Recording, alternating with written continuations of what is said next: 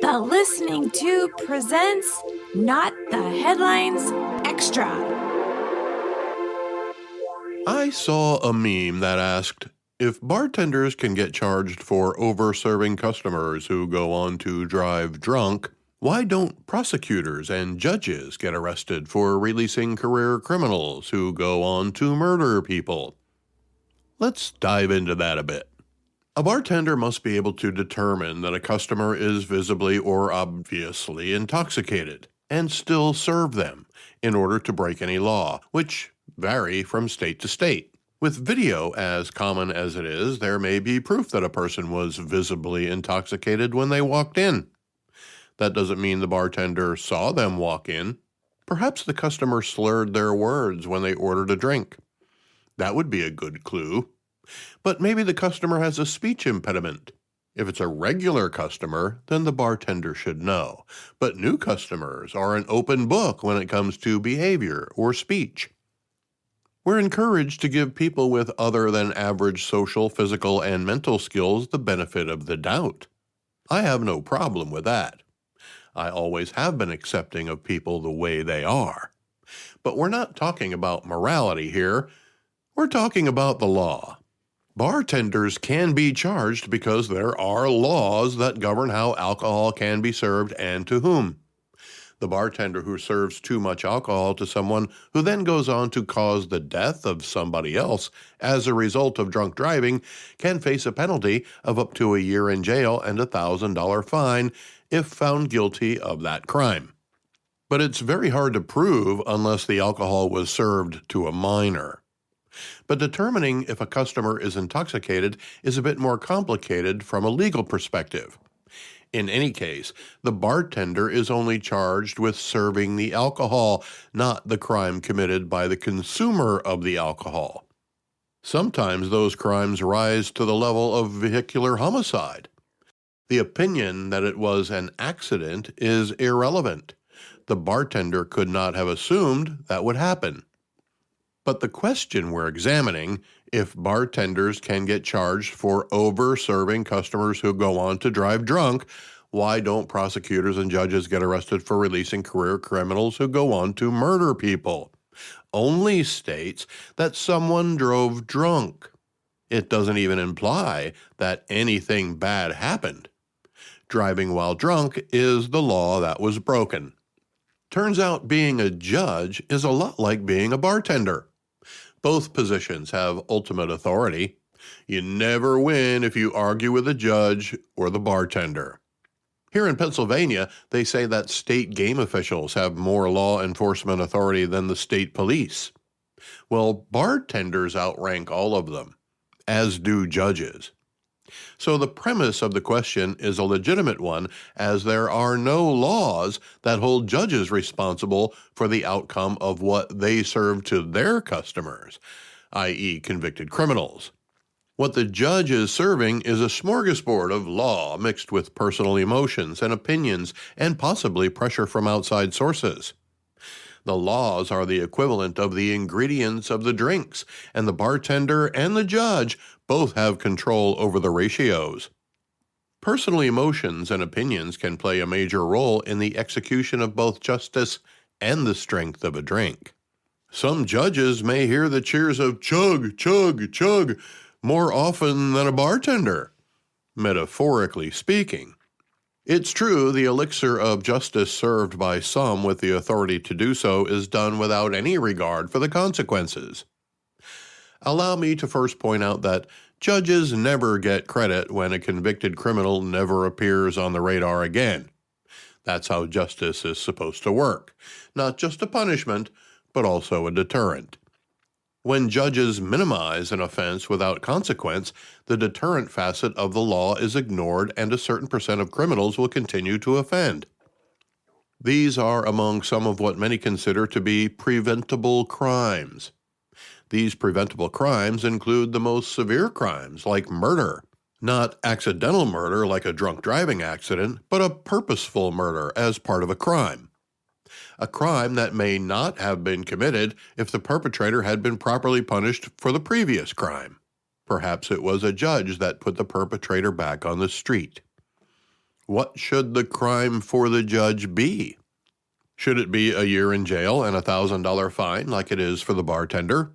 Or should it be more severe, since the judge had the ability to keep the person off the street, but didn't? The bartender can cut you off. While it's never happened to me, I've seen it happen, and as a one-time part-time bartender at the Leavenworth, Kansas VFW, I cut off the president of the auxiliary. So I know it's possible to tell when someone's had enough.